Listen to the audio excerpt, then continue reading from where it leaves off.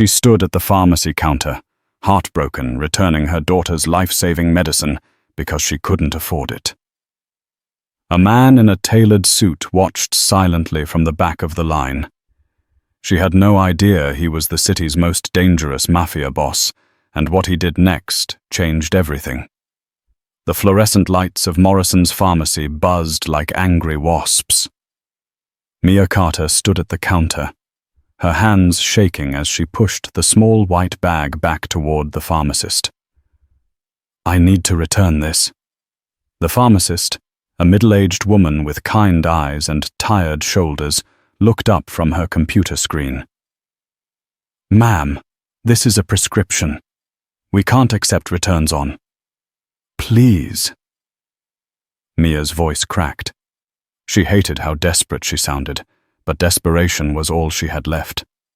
I can't afford it right now." The woman's expression softened as she glanced at the prescription label. "This is for a child. Asthma medication." My daughter Mia blinked hard, fighting the tears that threatened to spill.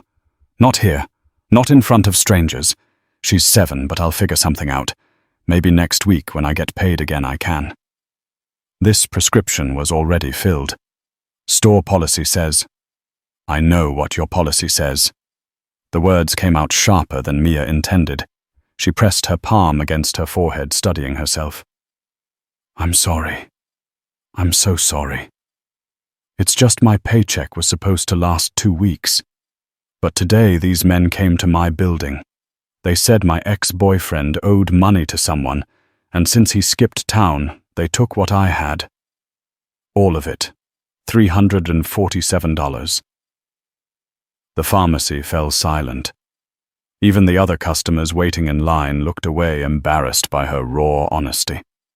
"They took everything from my purse right there in the hallway." Mia continued, her voice barely above a whisper. "Lily has enough medicine for maybe 3 more days. I'll find a way. I always do, but right now I need that $63 back just to buy groceries." The pharmacist opened her mouth to respond, but a deep voice cut through the air. "Process the return." Mia turned. A man stood 3 people back in line, partially hidden behind a display of reading glasses. He wore a charcoal suit that probably cost more than Mia's rent. His dark hair was swept back and his face was all sharp angles, strong jaw, prominent cheekbones, eyes like polished obsidian. He looked like he'd stepped out of a magazine spread for expensive watches. "Sir, I wasn't talking to you," the pharmacist said. The man stepped forward, and something about the way he moved made everyone instinctively give him space.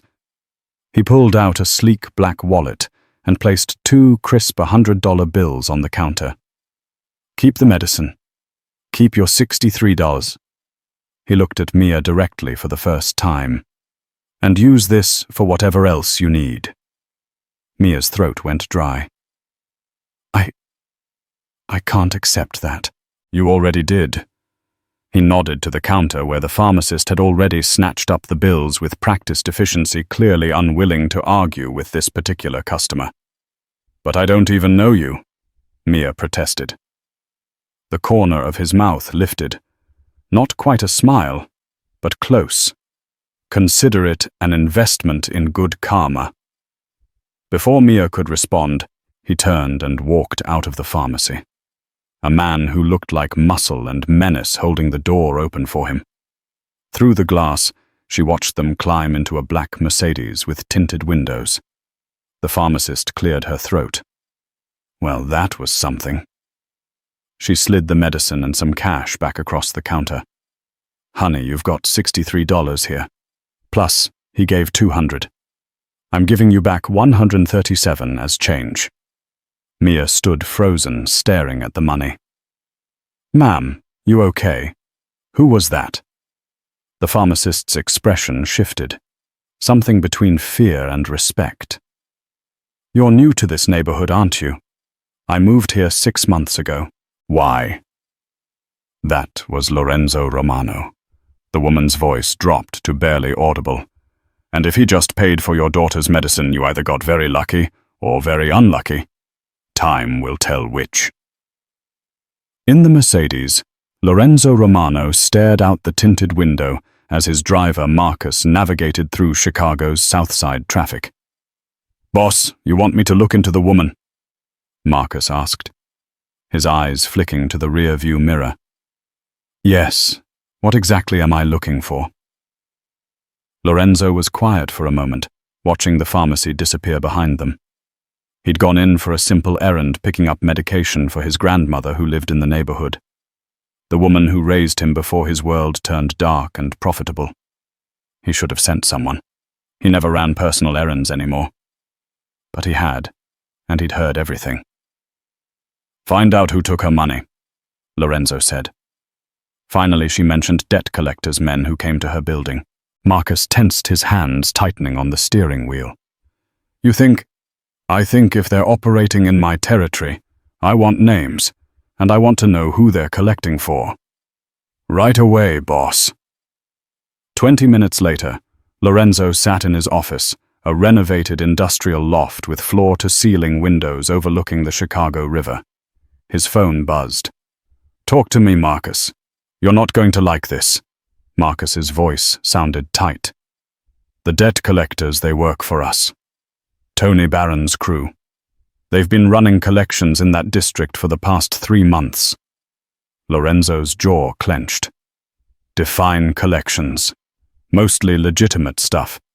People who borrowed from our lending operation and didn't pay." But Marcus hesitated. "Seems like Tony's boys have been getting creative. If someone skips town, they're hitting up girlfriends, roommates, family members, anyone connected. That's not how we operate." "No, sir." "It's not." Lorenzo ended the call and stood walking to the window. Below, the city stretched out like a chessboard, and he'd spent 15 years learning how to play the game. His empire was built on rules. Clear rules. You borrowed money, you paid it back. You broke a deal. You faced consequences. But you didn't punish innocent people. You didn't take grocery money from single mothers. You definitely didn't make children suffer for their parents' mistakes. That was chaos. And chaos was bad for business.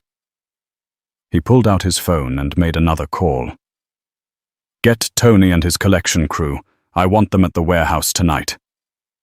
900. No exceptions. All of them, the voice on the other end asked. Lorenzo's reflection stared back at him from the dark window, his expression cold and carved from stone. Every single one. Mia Carter sat cross-legged on her apartment floor that evening, counting the money 3 times to make sure it was real. $137, plus the medicines safely stored in their tiny refrigerator. "Mommy, can we have chicken nuggets?" Lily called from the couch, her small voice raspy from the day's exertion. She clutched her worn stuffed rabbit, the one with the missing eye that Mia kept meaning to sew back on. "Yes, baby." Chicken nuggets and mac and cheese, the good kind. Lily's face lit up, and for a moment, the weight on Mia's chest lifted. She could breathe again, at least for tonight. But as she heated dinner on their ancient stove, her mind kept returning to the man in the pharmacy. Lorenzo Romano, the pharmacist's warning echoed in her head. You either got very lucky or very unlucky. Mia had learned to trust her instincts. They'd gotten her through an abusive relationship, 2 years of barely scraping by and countless nights wondering if she was strong enough to keep going. Right now, those instincts were screaming that accepting money from a man like that came with strings attached. She just didn't know what kind yet. Across town, Lorenzo Romano sat in his office reviewing files that Marcus had compiled within 2 hours. Efficient. That's why Marcus had lasted 7 years as his right-hand man. Mia Carter, age 28. Marcus said, standing on the other side of the desk, moved to Chicago from Springfield 6 months ago. Works 2 jobs, morning shift at Rosie's Diner on 5th, Night shift doing data entry for a medical billing company. Remote single mother, no criminal record, not even a parking ticket.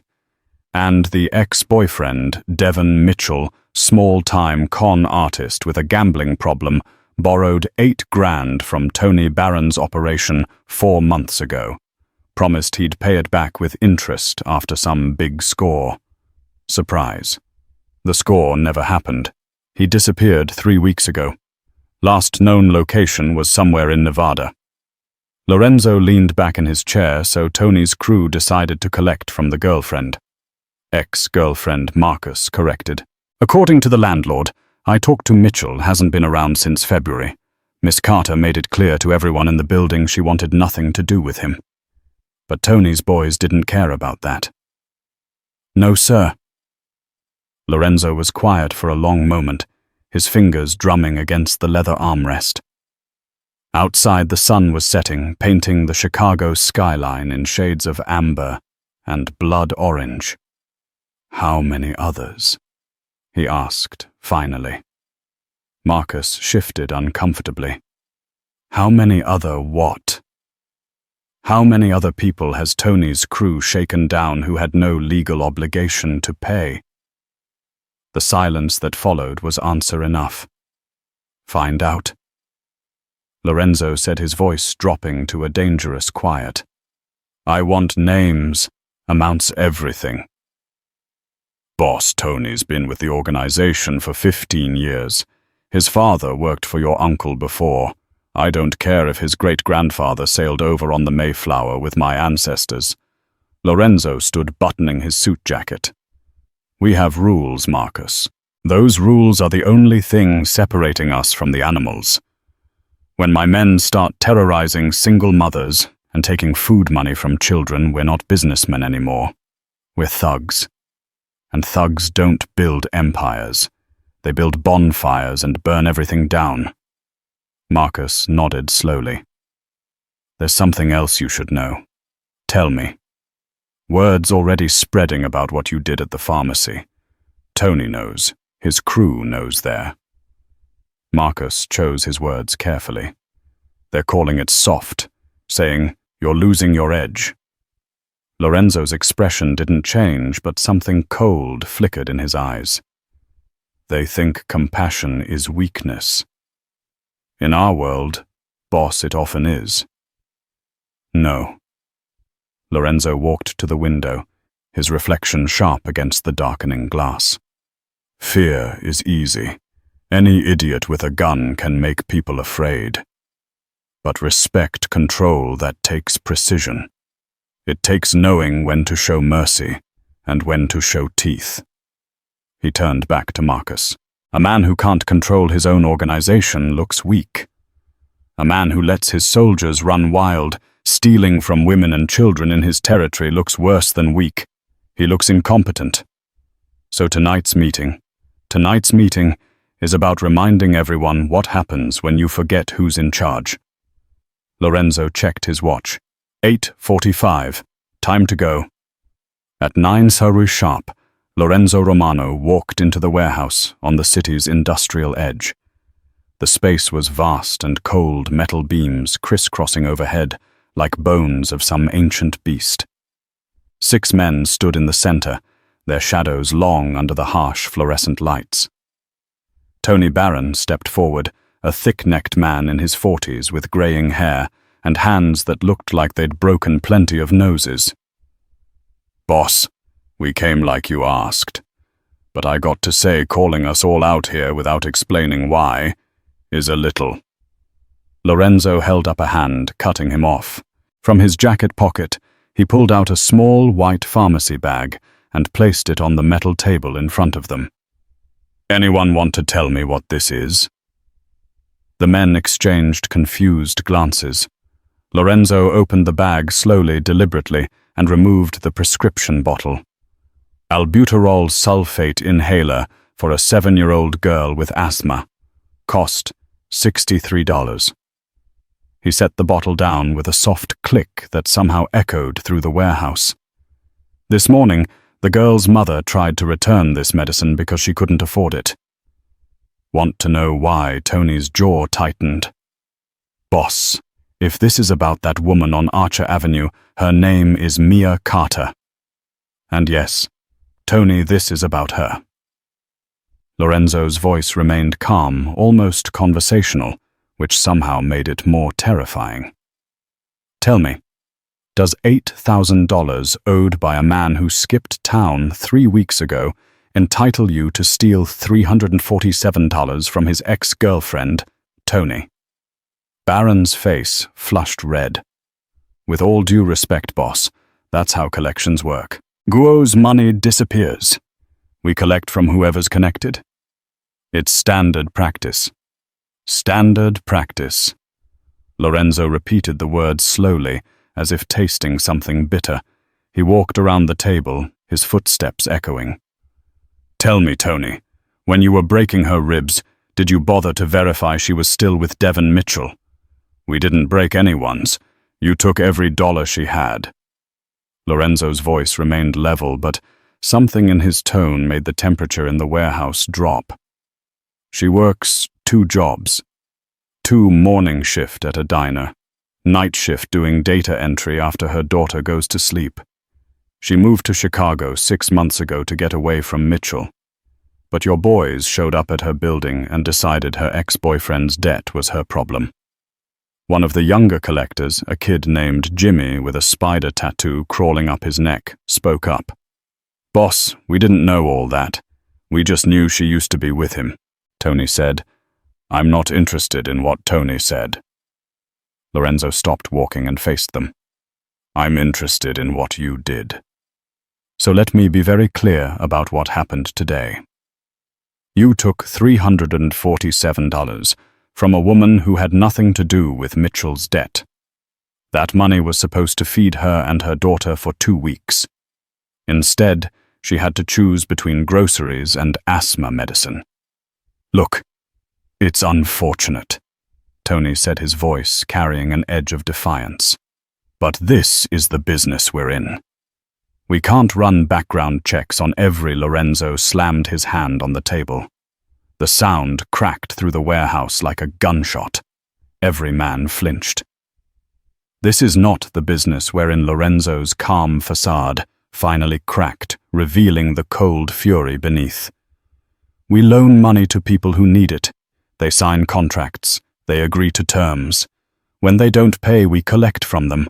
Not their ex-girlfriends, not their cousins, not their former roommates. But if they skip town, then we find them, or we write it off. What we don't do is terrorize innocent people. Lorenzo pulled a folder from inside his jacket and threw it on the table. Papers spilled out names, addresses, amounts. Marcus did some research. Want to know what he found? The men stared at the documents. In the last 3 months, Tony's collection crew has taken money from 17 people who had no legal obligation to pay. Lorenzo picked up one of the papers. Sarah Martinez, her brother borrowed $2,000, then moved to California. Your boys took a rent money. She got evicted. He picked up another. Marcus Webb, his cousin borrowed $5,000. Your boys took his disability check. His disability check. Lorenzo's voice was razor sharp now. And this morning, you took grocery money from a single mother with a sick child. We were just trying to recoup losses, Tony said, but his voice had lost its earlier confidence. The organization was out money. We were making it right. Making it right. Lorenzo's laugh was hollow. You were stealing. There's a difference between collections and theft, Tony. And what you've been doing is theft. Jimmy shifted nervously. Boss, we were just following orders. Tony said this was how we maximize recovery on bad debts. Lorenzo turned his attention to the young man. Tell me, Jimmy, when you took that money from Mia Carter's purse this morning, did she fight back? Jimmy looked at his feet. No, sir. Did she threaten you to call the police? No, sir. What did she do? A long pause. She cried. Asked us to please leave her something said her daughter needed medicine. And what did you do? Jimmy's voice was barely a whisper. Took it all anyway. Lorenzo let the silence hang in the air like a noose. Then he spoke each word precisely articulated. Let me explain something to all of you. This organization exists because people respect us. Not fear us. Respect us. We provide services the banks won't. We protect businesses in our territory. We maintain order. But respect is a fragile thing. You know what destroys it faster than anything. No one answered. Looking weak, Lorenzo continued. And you know what makes me look weak? When my own men run around stealing from women and children like common street thugs. When word spreads that Lorenzo Romano's crew shakes down single mothers for money they don't even know. Boss, nobody knows it was us. Tony tried. I know Lorenzo's eyes were black ice. I know that somewhere in the city, there's a 7-year-old girl who couldn't breathe properly because my men took her medicine money. I know that when I walked into that pharmacy today, I saw a woman broken by people who work for me. That makes it my problem, my responsibility, my failure. He walked back to the table and picked up the medicine bottle, holding it up so every man could see it. This costs $63. Devon Mitchell owed $8,000. So you terrorized an innocent woman and her child over $8,000. Lorenzo's voice dropped to barely above a whisper. Do you have any idea how much money I make in a day, in an hour, and you're out here stealing medicine, money from children to recoup $8,000? The weight of his words settled over the warehouse. Here's what's going to happen. Lorenzo said, you're going to find every single person you've stolen from everyone who didn't actually owe us money, and you're going to pay them back. Double. Tony's eyes widened. Boss, that's $34,000. Give or take. Consider it a tax on stupidity. Lorenzo placed the medicine bottle back in the bag with deliberate care. Because when you steal from innocent people in my name, you don't just steal from them. You steal from me. You steal my reputation, my control, my authority. He looked each man in the eye. You steal from me when you steal from a child. The next morning, Mia was washing dishes when she heard the engines. 3 of them deep, rumbling sounds that didn't belong in her neighborhood, where most people drove dented Hondas and rusty pickup trucks. She dried her hands on a towel and moved to the window, her heart already beginning to race. 3 black SUVs were parked in front of her building, tinted windows, chrome, gleaming in the morning sun. Men in dark suits climbing out. Oh God, the towel slipped from her fingers. Lily looked up from her coloring book at the kitchen table. Mommy, what's wrong? Nothing, baby. Mia's voice shook despite her attempt to sound calm. Just stay right there, okay? Don't move. She watched as the men entered her building, heard their footsteps on the stairs, heavy, purposeful, coming closer. Her apartment was on the 3rd floor, and she knew those footsteps were climbing toward her. This was it. This was the price of accepting help from Lorenzo Romano.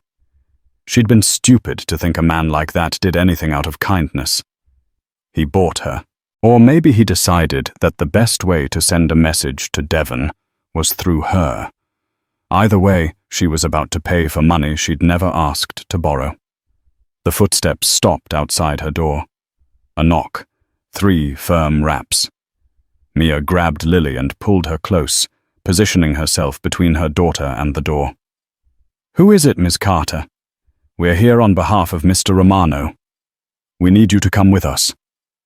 Her blood ran cold. I can't. My daughter, both of you, please. Mr. Romano is waiting. I don't want any trouble. Mia's voice cracked. Whatever he thinks I owe him, I'll pay it back. The money from yesterday, I still have most of it. He can have it all back. Just please leave us alone. A pause. Then a different voice, softer. Ma'am, you're not in trouble. Mr. Romano wants to speak with you. That's all. I don't believe you, Miss Carter. The first voice again. You can come willingly, or we can wait out here until you're ready. But either way, Mr. Romano has requested your presence. 5 minutes. That's all he's asking. Lily started to cry, her small body trembling. Mommy, I'm scared. Mia held her tighter, her mind racing through impossible options. She could call 911, but what would she tell them? Men were politely asking her to talk to someone. They hadn't threatened her, hadn't forced their way in. And if Lorenzo Romano was really as powerful as the pharmacist had implied, getting the police involved might make things worse. She had no good choices, only bad ones and worse ones. Okay, she called out finally. Okay, just give me a minute. She dressed Lily quickly, her hands shaking so badly she could barely button her daughter's jacket. She grabbed the money Lorenzo had given her yesterday and shoved it in her purse. Maybe if she gave it back immediately, he let them go. When she opened the door, 2 men in suits stood in the hallway. They didn't look threatening, just professional like corporate security. But Mia had learned that danger often wore respectable faces. This way, please. They escorted her down the stairs, one in front and one behind. Lily clung to her hand, her rabbit clutched under her other arm. Outside, neighbors watched from windows and doorsteps. Mrs. Chun from Tubi had her phone out, probably already texting everyone in the building. One of the men opened the SUV door. The interior was leather and luxury, so different from Mia's world that it felt like stepping into another dimension. Please, ma'am. Mia climbed in, pulling Lily onto her lap. The door closed with an expensive thunk, and the vehicle pulled away from the curb. They drove for 15 minutes in silence.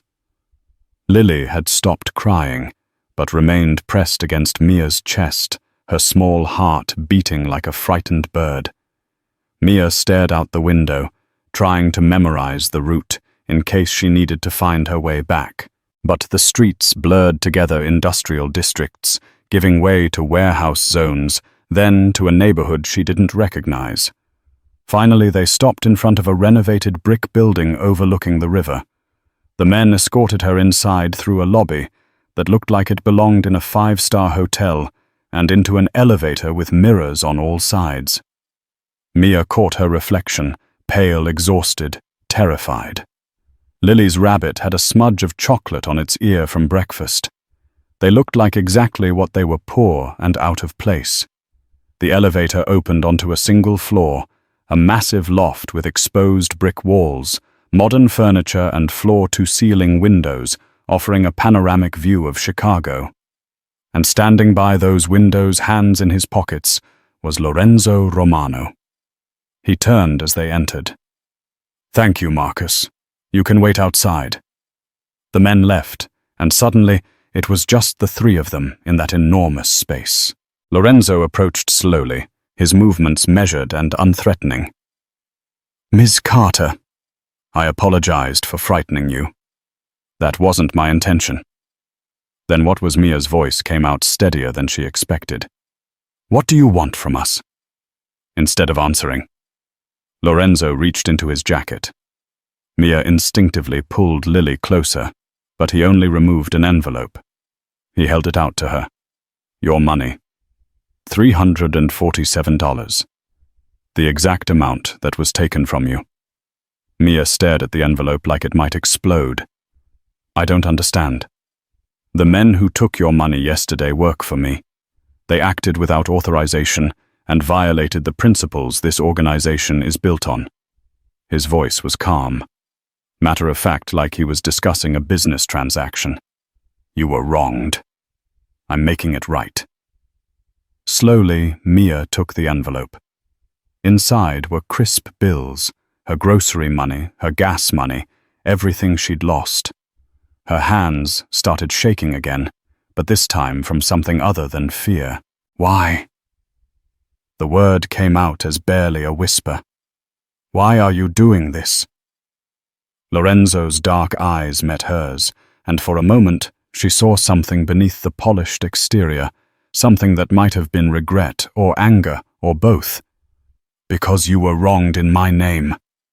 Mia clutched the envelope, her mind struggling to process what's happening. I can take my daughter and go home now. Not yet. Lorenzo walked to a side table and poured himself a glass of water from a crystal pitcher. There's something else I need you to see. Mr. Romano, I appreciate you returning my money, but it's not a request. He turned back to her, and despite his calm tone, there was steel underneath. The men who took your money need to understand the consequences of their actions, and you need to see that justice was done. Otherwise, this will feel incomplete for both of us. Mia wanted to argue to take Lily and run out of this place and never look back, but something in Lorenzo's expression told her that refusing wasn't really an option. 20 minutes later, they pulled up to a restaurant in Little Italy, Geranos, a family-style place with checkered tablecloths and the smell of garlic bread wafting from the kitchen. But the front door was locked, and a closed for private event sign hung in the window. Marcus opened the door. Everyone's inside, boss. Lorenzo nodded and turned to Mia. Stay close. Don't say anything. Just watch. The restaurant's interior was dim. Chairs stacked on tables, except for a cleared space in the center. About 20 men stood along the walls, some in suits, others in casual clothes, but all with the same watchful, predatory stillness. They parted as Lorenzo entered their eyes, tracking him with a mixture of respect and fear. In the center of the room stood Tony Barron and his collection crew, the 6 men from the warehouse. Jimmy, with a spider tattoo, looked like he might be sick. Lorenzo stopped a few feet from them. Mia hung back near the entrance, holding Lily's hand so tightly her fingers ached.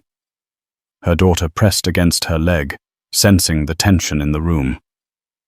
Gentlemen, Lorenzo addressed the men along the walls. Thank you for coming. I called this meeting because there's been a misunderstanding about how this organization operates. Some of our colleagues forgot the rules. So today, we're going to have a refresher course. He turned to Tony. Tell everyone what you did. Tony's jaw clenched. Boss, we already went through this at the tell them. The silence was suffocating. Finally, Tony spoke, his voice tight. My crew collected money from people who didn't legally owe it. Family members, ex-girlfriends. We took it upon ourselves to expand the definition of liability. You stole from innocent people, Lorenzo corrected. Say it properly. Tony's face flushed red. We stole from innocent people. And why did you do that? To recoup losses on bad debts. Lorenzo turned to address the room. Tony and his crew collected from 17 people who had no obligation to pay us. Mothers, brothers, people who had nothing to do with the original debts. And this woman here, he gestured to Mia, and every eye in the room shifted to her. She felt exposed, vulnerable like an exhibit in a museum. They took her grocery money because her ex-boyfriend skipped town, owing us $8,000. Murmurs rippled through the crowd. Miss Carter works 2 jobs, Lorenzo continued. She left her ex to protect her daughter. She moved to this city for a fresh start. And my men showed up and stole everything she had. She tried to return her daughter's medicine because of us. The murmurs grew louder. Mia saw some of the men shaking their heads, their expressions darkening as they looked at Tony's crew. Lorenzo pulled an envelope from his jacket. The total amount stolen from all 17 victims was roughly $17,000. Tony, your crew is going to pay back double $34,000 starting now. Boss, we don't have that kind of cash on hand, Tony protested. Then you'll liquidate assets. Lorenzo's voice cut through the room like a blade. Marcus has prepared paperwork. You're going to sign over your share of the sports betting operation. Tony, that should cover about 20,000. Your crew will split the remaining 14,000 from their personal accounts. Tony's face went white. That's my retirement. I've been building that for her. Should have thought of that before you turned my organization into a street gang. Lorenzo stepped closer, and despite being slightly shorter than Tony, he somehow seemed to tower over him. You stolen my name. You made me look weak. You made this family look like thugs who terrorize single mothers. So yes, you're going to pay. And you're going to pay enough that you never forget this lesson. Jimmy's hands were shaking as Marcus approached with a briefcase full of documents. Boss, please. I got a kid at home. I can't afford. You have a kid. Lorenzo's voice dropped dangerously low. You have a child, and you still thought it was acceptable to steal medicine money from someone else's daughter. Jimmy looked at his feet, his face crumbling. Sign the papers, Lorenzo ordered. All of you one by one. They signed. Tony's hand trembled so badly he could barely hold the pen. Jimmy actually dropped it twice. The sound of pens scratching paper filled the restaurant, and Mia watched these dangerous men reduced to frightened boys. When it was done, Marcus collected the documents and handed them to Lorenzo, who turned to Mia. Miss Carter, come here, please. She didn't want to move, but her legs carried her forward anyway. Lily clung to her hand like a lifeline. Lorenzo handed her a much thicker envelope. $694, double what was taken from you. Plus, he gestured to Marcus, who produced a check $5,000 for the trauma my organization caused you and your daughter. Mia stared at the check, her hands trembling. This is too much. It's not enough.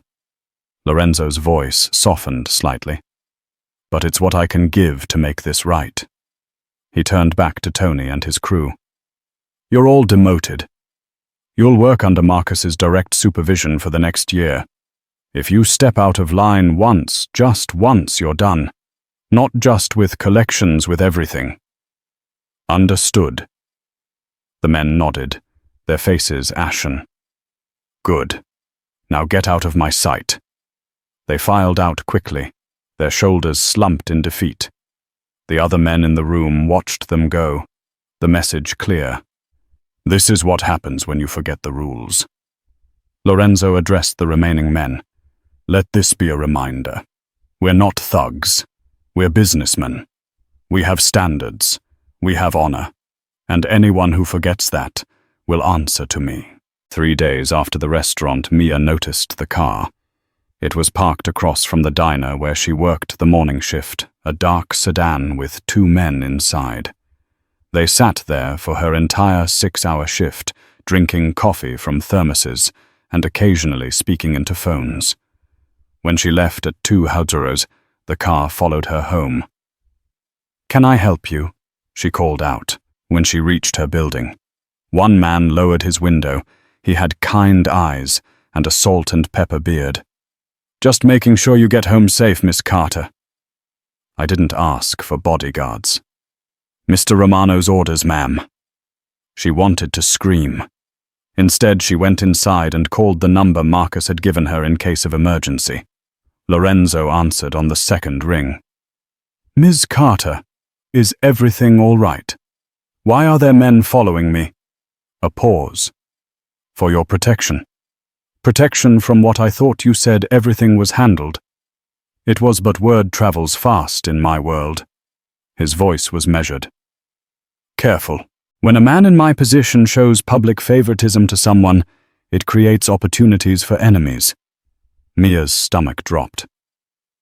What kind of opportunities? The kind where people see you as a weakness they can exploit. So until things settle down, you'll have security. It's not negotiable. You can't just decide to control my life because I can and I am. You became my responsibilities the moment I stepped into that pharmacy. Now please, let my men do their job." He hung up before she could argue. Across town, in a dimly lit pool hall on the west side, Vincent Calibris leaned against the bar and listened to his Lieutenant Ray recount the story for the third time. Romano made them sign over assets in public in front of 20 guys, all because some broke woman couldn't afford medicine. Ray shook his head. "Word is spreading everywhere. People are saying he's gone soft."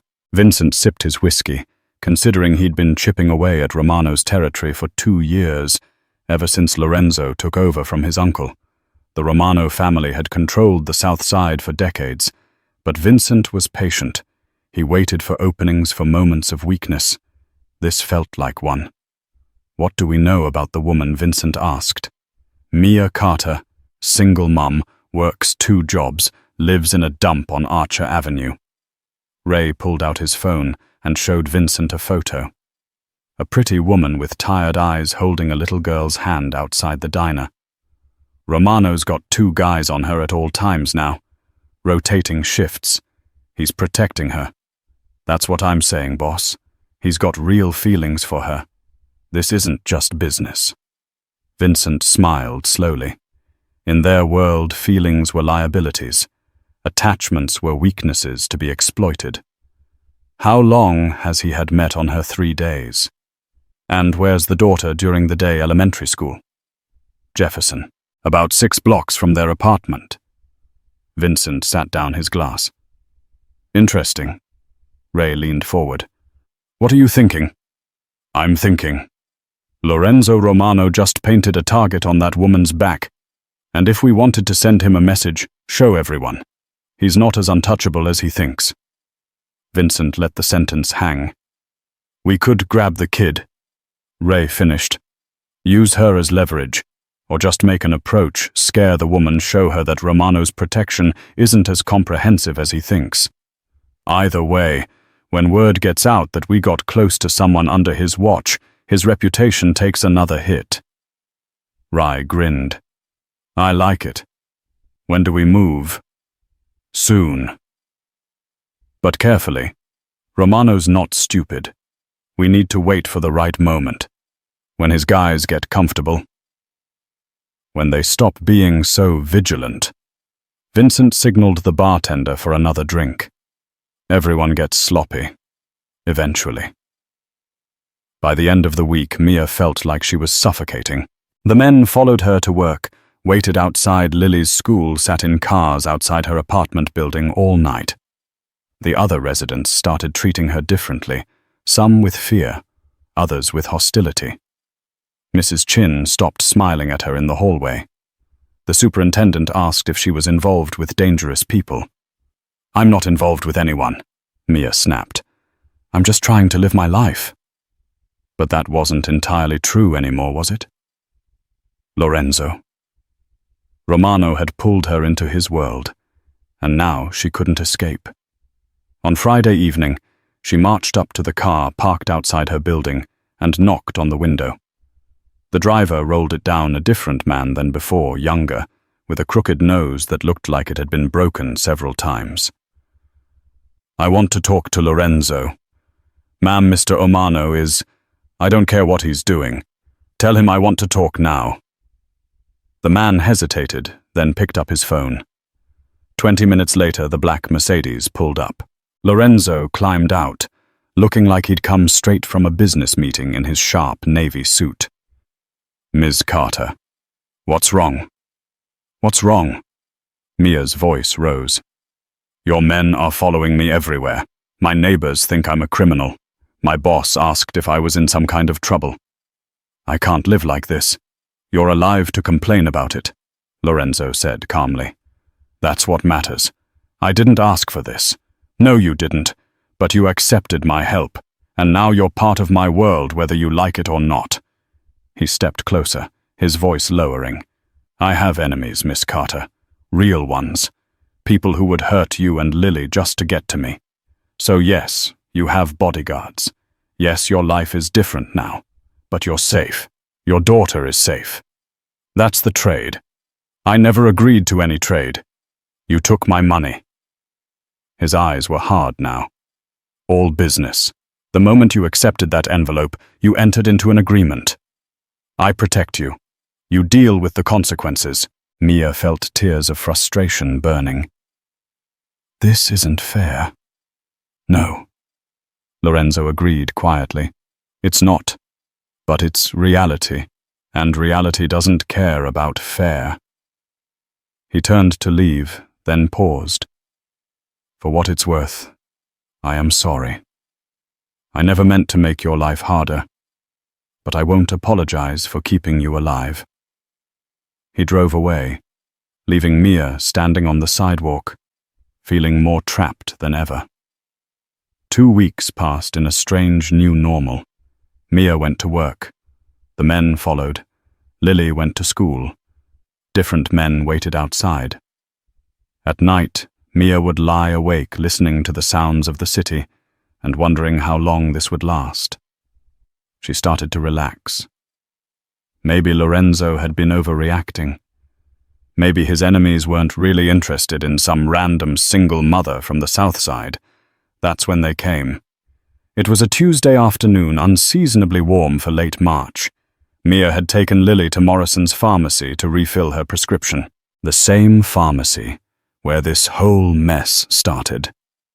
The men who usually followed them had parked across the street, visible through the store's windows. "Can I get a candy bar, Mummy?" Lily asked, tugging on her sleeve. "Not today, baby. We need to get home for dinner." They left through the front entrance, Mia carrying the small pharmacy bag. The sidewalk was crowded with after-work foot traffic people rushing to catch buses and trains. She didn't notice anything wrong until they turned down Monroe Street, taking their usual shortcut through the alley that led to their apartment building. The alley was empty. Too empty. Mia's instinct screamed at her a half-second too late. She spun around, pulling Lily close, but 3 men had already blocked the entrance behind them. They wore dark hoodies and medical masks, the kind people still wore sometimes, since the pandemic, making them look anonymous, forgettable. "Stay calm," one of them said. His voice was muffled behind the mask. "We just want to talk." Talk about what Mia's voice came out steadier than she felt. She positioned Lily behind her, pressing her daughter against the brick wall. "About your friend, Lorenzo Romano." The man stepped closer. "See, he's been very interested in your well-being. We're curious why." "I don't know what you're talking about." "Sure you don't." Another man moved to the right, cutting off that exit. "Look, we don't want to hurt you. We just need you to come with us for a little while. Send Romano a message." Lily whimpered behind her, and Mia felt her daughter's small fingers clutching her jacket. Adrenaline flooded her system. She looked around desperately. A dumpster fire escape. Nothing she could use. Where were Lorenzo's men? They'd been right across the street. "My bodyguards are. Your bodyguard are having coffee at the shop 2 blocks away." The first man interrupted. "We've been watching their patterns. They get sloppy around this time. Always take a coffee break when you're inside the pharmacy." Mia's blood ran cold. They'd planned this, studied her routine, waited for the perfect moment. The third man produced a phone. "We're going to walk out of this alley nice and calm. You're going to carry your daughter. Anyone asks, we're family." "Understand. And if I scream," the man's eyes above the mask were dead calm, "then we'll have to make sure you can't, and that would be unfortunate for everyone, especially your kid." Mia's mind raced. She could fight, but 3 against 1 with Lily to protect. She could run, but where? They had both exits covered. She could. "I wouldn't move if I were you." The new voice came from above. Mia looked up to see men emerging from the fire escapes on both sides of the alley. 5, 6, 7. She lost count as they kept appearing. No guns, no weapons, just men in suits and casual clothes climbing down with the casual confidence of people who knew they'd already won. More footsteps echoed from both ends of the alley. Within seconds, 20 men had materialized, blocking every exit surrounding the 3 masked attackers. They didn't rush or threaten. They just stood there, a silent wall of overwhelming force. Marcus stepped forward from the group, his expression carved from stone. "Gentlemen, you made a mistake." The 3 attackers looked around, realizing they were completely boxed in. No escape, no advantage. "This is Romano's territory." Marcus continued, his voice quiet but carrying through the alley. "Did you really think we wouldn't be watching? That we'd leave her vulnerable? The bodyguards were decoys. The rail security has been with her the whole time, in cars on rooftops in the stores around her. You've been photographed at least 15 times in the last 10 minutes. Marcus held up a phone showing clear images of the 3 men. "We know your faces now. We'll know your names by tonight." One of the attackers reached inside his hoodie. Instantly, the circle of men tightened, closing in like a fist. They still didn't draw weapons. They didn't need to. The message was clear. "Try anything and you'll disappear." "Walk away," Marcus said. "Tell whoever sent you that Mia Carter is untouchable. Next time you come near her or her daughter, you won't walk away at all." The 3 men exchanged glances, then slowly backed toward the alley entrance. The wall of men parted just enough to let them through, then closed again. Mia watched them run, vanishing into the street traffic. Her legs suddenly felt weak. She sank against the wall, still clutching Lily. Marcus approached carefully, keeping his distance. "Miss Carter, are you hurt?" She shook her head, unable to speak. "We were here the entire time. They never had a chance to take you." He gestured to the men around them who were already dispersing. "Mr. Romano doesn't take chances with people under his protection." Mia looked at him, really looked at him, seeing the careful coordination, the planning, the sheer force that Lorenzo had deployed to keep her safe. All these men watching her every move. She thought Lorenzo was being paranoid. He wasn't. The danger was real. The enemies were real. And if Lorenzo's men hadn't been there, she didn't want to finish that thought. "Take us home," she whispered. "Please." Marcus nodded and guided them to a waiting car. As they drove away, Mia held Lily tight and silently admitted what she'd been refusing to accept. Lorenzo had been right all along. Marcus drove them back to the apartment in silence. Lily had fallen asleep against Mia's shoulder, exhausted from fear and adrenaline. Mia stared out the window, her mind replaying those terrifying moments in the alley over and over. They could have taken her, taken Lily. And she'd been so angry at Lorenzo for the constant surveillance, so resentful of the intrusion into her life. She'd thought he was being controlling, possessive, paranoid, but he'd been keeping them alive. When they pulled up to her building, Mia wasn't surprised to see the black Mercedes already parked outside. Lorenzo stood by the entrance, his suit jacket unbuttoned, his normally composed expression tight with something that looked like fury mixed with relief. He opened the car door himself. "Are you hurt?" Mia shook her head carefully, lifting Lily. "She's just sleeping." "Let me." Lorenzo reached for her daughter, and Mia's first instinct was to pull away. But she was tired. So tired. And Lily was getting heavier every day. She let him take her. He carried Lily like she weighed nothing, one arm supporting her, while she drooled slightly on his expensive suit. He didn't seem to care. Marcus held the building door, and they climbed the 3 flights to Mia's apartment. Inside, Lorenzo laid Lily gently on the couch, adjusting a pillow under her head. He stood there for a moment, looking down at the sleeping child, his jaw working like he was chewing on words he couldn't quite say. "Mr. Romano, I should have had more men." His voice was low, controlled, but Mia could hear the anger underneath. I knew Vincent Calibri was watching. I knew he'd make a move, but I thought I had more time. Your men were there. They stopped it. They almost didn't. He turned to face her, and his eyes were darker than she'd ever seen them. If Marcus had been 30 seconds slower, if they'd taken you before my team moved in, if he stopped his hands curling into fists, this is my fault. No, it's Vincent's fault. Whoever that is, he's a rival. A man who wants what I have and will use anyone to get it. Lorenzo moved to her small kitchen window, looking out at the street below. He saw you as an opening a weakness, and in my world, weakness gets you killed. Mia sank into a chair, suddenly exhausted. So, what happens now? More bodyguards? Bigger guns? Do we go into hiding? No. Lorenzo turned back to her. Now we end this properly. He walked over to where Lily still slept and did something that surprised Mia.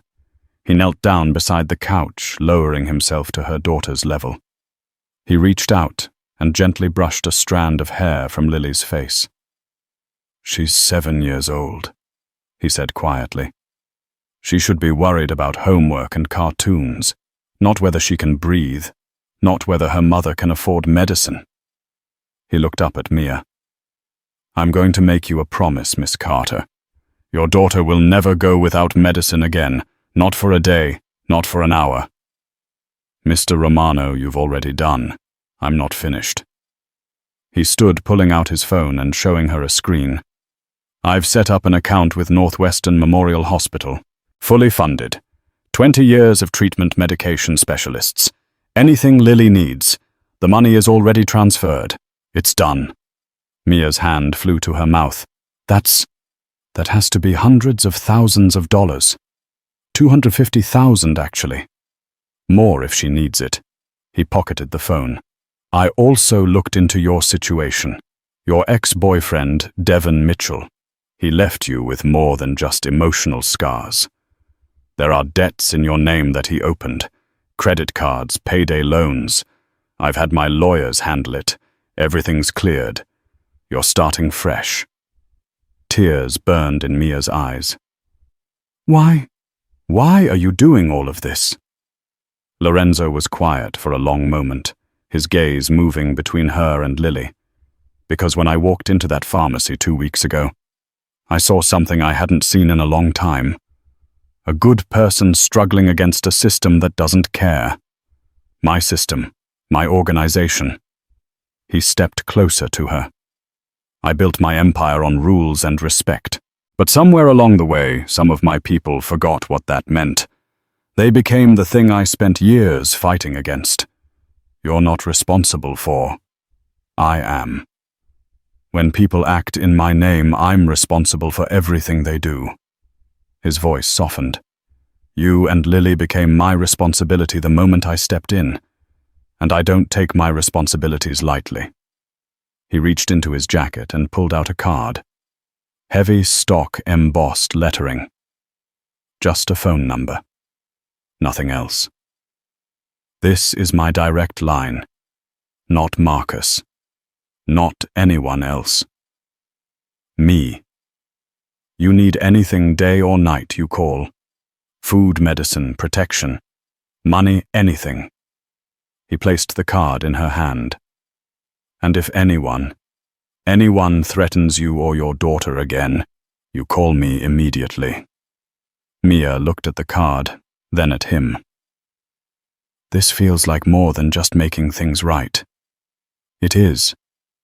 Lorenzo's expression was unreadable, but his eyes held something fierce and protective. Vincent Calibri wanted to use you to hurt me. He thought you were a weakness. He was wrong. You're not a weakness. He glanced back at Lily, then met Mia's eyes with an intensity that made her breath catch.